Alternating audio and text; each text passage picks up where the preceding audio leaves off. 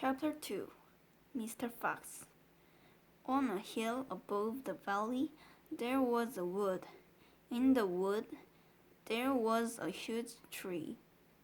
Under the tree there was a hole. In the hole lived Mr. Fox and Mrs. Fox and their 4 small foxes.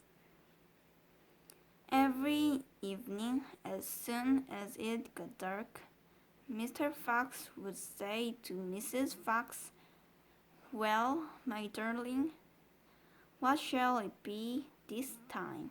A plum chicken from Buggy's, a duck or a goose from Bunce, or a nice turkey from Bean?" And when Mrs. Fox had told him what she wanted, Mr. Fox would creep down into the valley in the darkness of the night and help himself.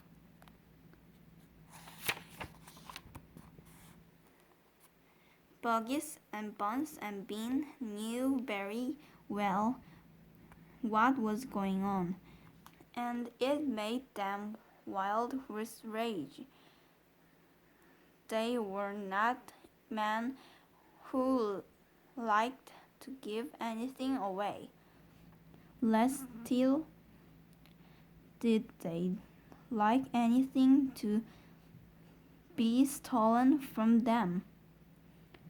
So every night each of them would take his shotgun and hide in the dark place somewhere on his own farm, hoping to catch the robber. But Mr. Fox was too clever for them.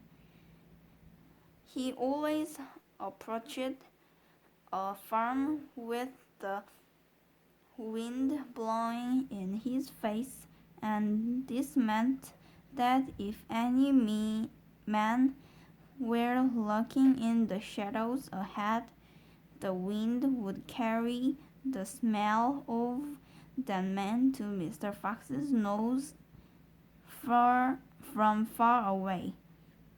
Thus, if Mr. Buggies was hiding behind his chicken house number 1, Mr. Fox would smell him out from 50 yards off the quickly changed direction, heading for chicken house number 4 at the other end of the farm. "Damn and blast that lousy beast!" cried Buggies. "I'd like to rip this gun out," said Buns. "He must be killed," cried Bean. "But how?" said Buggies. "How on earth can we catch the blighter?" Bean picked his nose defiantly with a long finger. "I have a plan," he said. "You've never had a decent plan yet," said Buns. "Shut up and listen," said Bean. "Tomorrow night we will all hide just outside the hole where the fox lives. We will wait there until he comes out, then bang, bang, bang, bang." "Very clever," said Buns. "But first we shall have to find the hole." "My dear Buns, I've already found it," said the crafty Bean. "It's up in the woods on the hill. It's under the huge tree."